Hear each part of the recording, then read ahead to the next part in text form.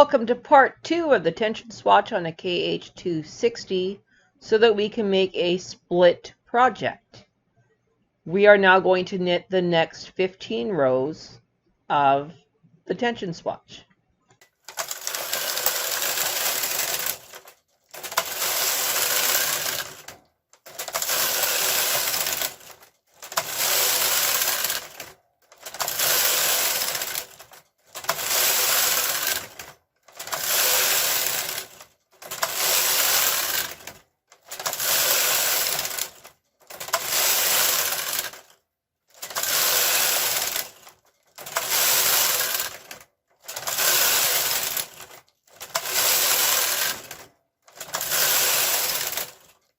We are now at row 30. We are going to take out the cloud cake yarn, put in the waste yarn or alternate colored yarn, and we're going to knit 2 rows. Make sure that you lock your door on your carriage.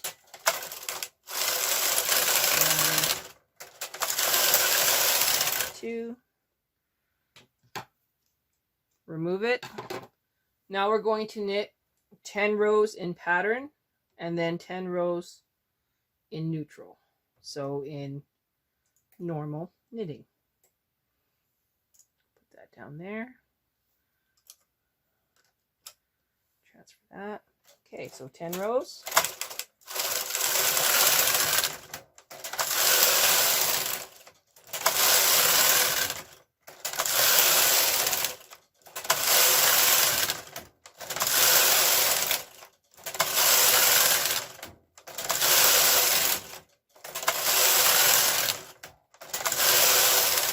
Okay, that's it for the pattern knitting that we need to do.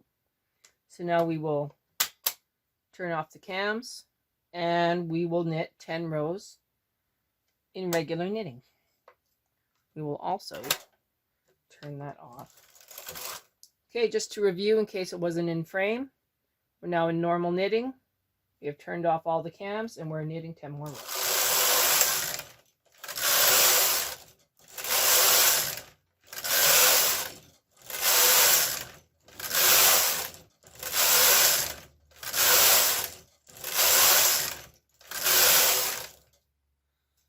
Okay, I'm going to move my camera and then you can see everything that I'm doing. Okay, now we're going to do a simple finish. So we were in tension 4. I want tension 10. I'm now going to knit across 1 row and then I'm just going to gate peg bind off. So here we go. 1 row. Remove the yarn.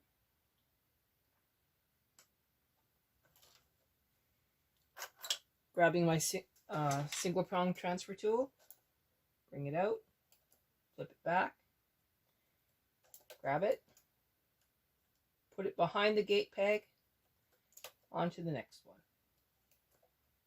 If you need a more clear instruction on this type of bind off, Diana Sullivan has a great series on how to do the simple techniques. This is just for the 260.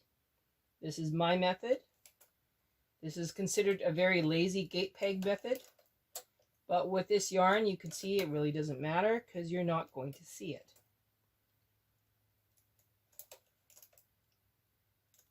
I'm going to continue with this gate peg bind off all the way across. And then I will wash and dry this tension swatch and you'll see what it looks like. Okay, so I'll let you take a look at it before I put it in the wash. First thing we do is we remove all the weight before we try and pick it up.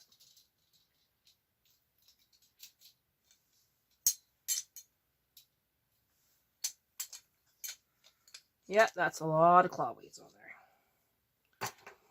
Okay, pick it up.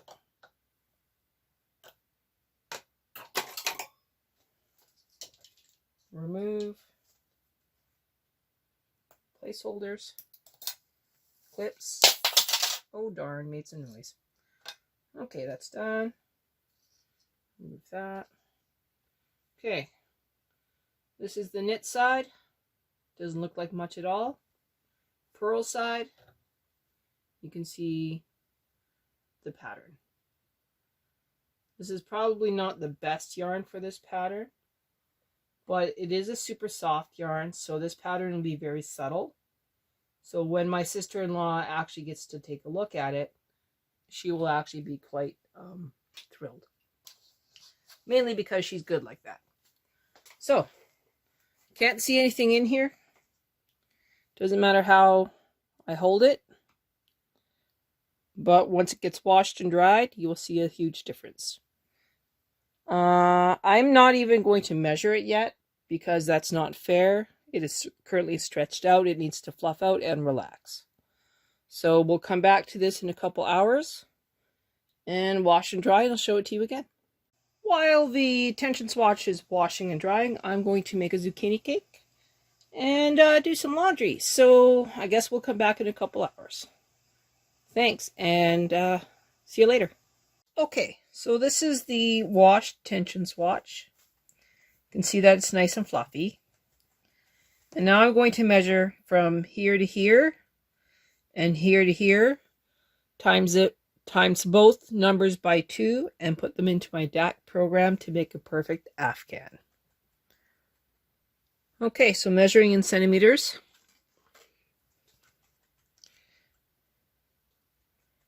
I get 8.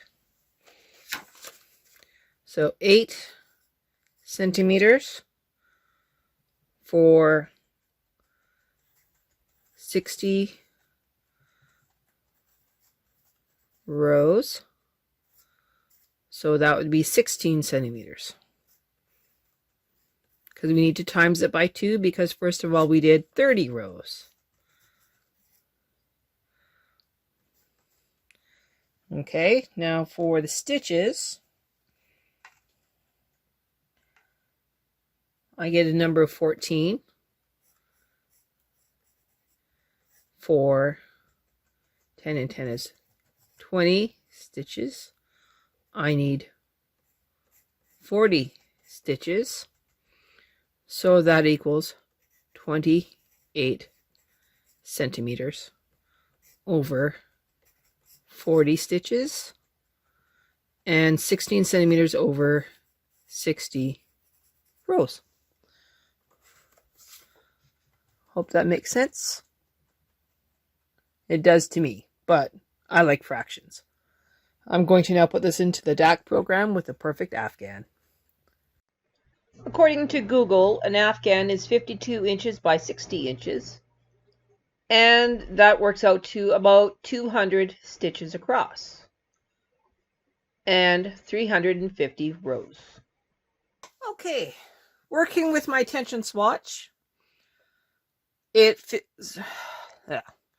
turns out I needed 200 stitches. 200 divided by 3 panels is only 66. So I also need 24 stitches per section, right? Which is actually 12 stitches for each diamond and that fancy stitch on the side. So like 24. And your number strips all have these sections, which are in sets of 24. I want to make sure that on each end of the panel I make, I have that fancy row of stitches, which are just tuck. One stitch tuck. Geez, can't really word it today. So what I have done is I have actually made my panel wider than 66. So it's actually at 36 and 36 left and right. And according to my tension swatch, I need 350 rows. So today's project will be 350 rows going through this punch card until I'm done. And then I will switch yarns and go again. Wish me luck on this one. I'm going to load up my waste yarn, do an E-wrap. And actually, no, I'm not going to do an E-wrap. I'm going to do a double E-wrap because it'll be more secure. And then I can do tassels with any yarn I have left over. So I'm just going to turn off the camera until I'm at the point where I do the double E-wrap. And you will join me for the double E-wrap, and then I will get knitting. All right, let's talk about double E-wrap here.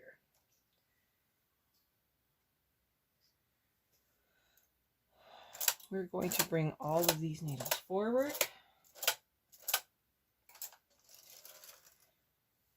Grab my working yarn. Grab a clip. Clip the end. Okay. So, double E-wrap, really easy. Going around the second one, pulling it through. Second one, pulling it through.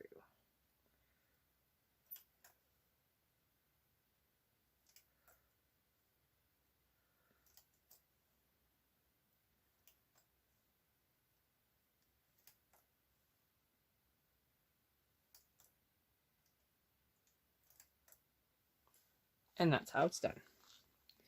I'm going to finish doing this double E-wrap, and then I'll come back. And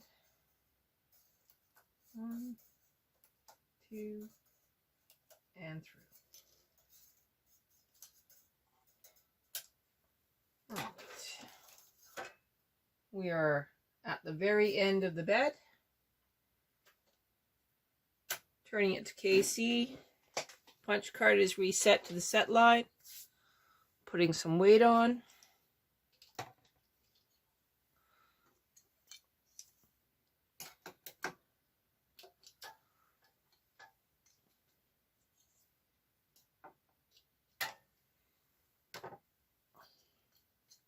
I'm going to pull down on the cast on comb and bring all the needles just forward.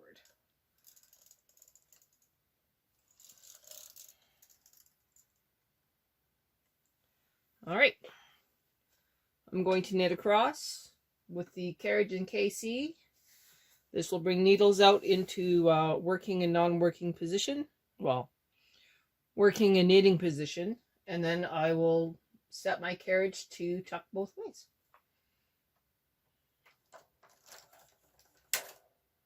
Okay, now, if we've done this right, needles should be kicked out.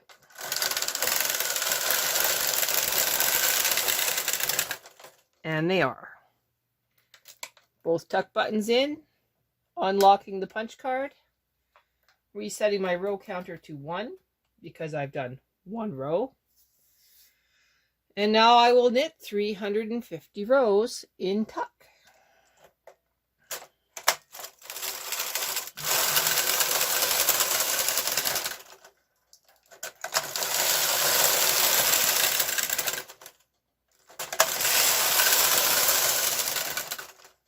I'm not going to bore you with 350 rows of knitting. We will come back when this panel is all done.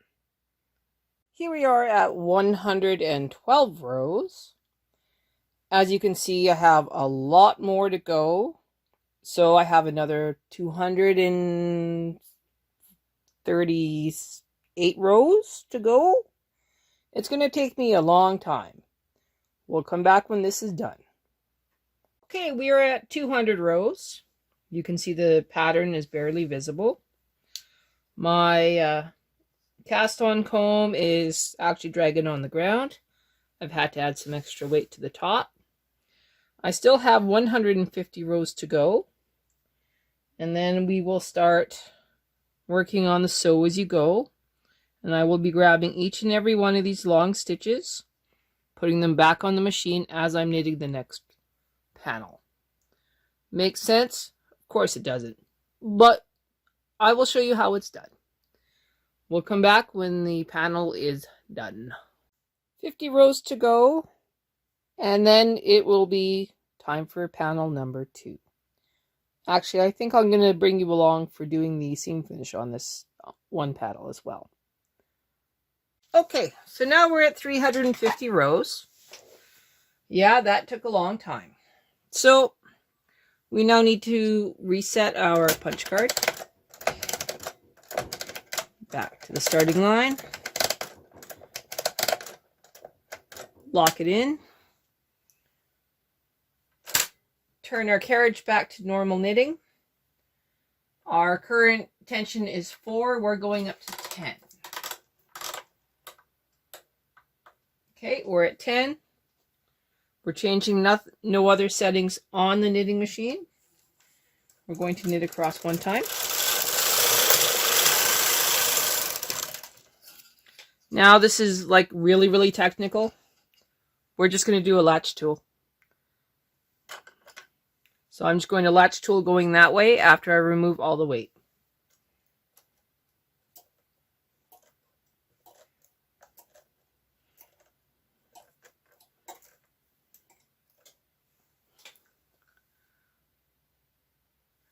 Okay, so here we go.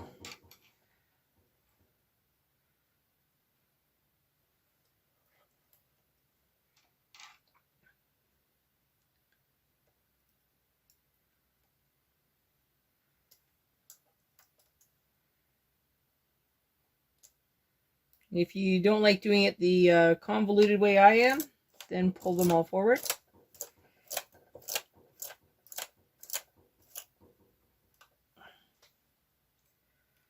Don't lose your place. Hang on to the end and just pull them as you need them.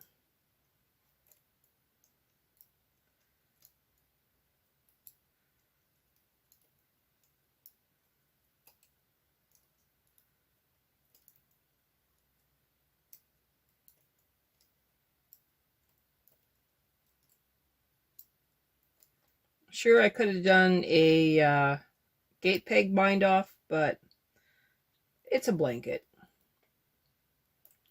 And I'm going to put tassels on it, so, or fringe, I guess. So you won't really get the idea as to what I've done. It's not really going to affect the width all that much, considering how wide I'm making this one.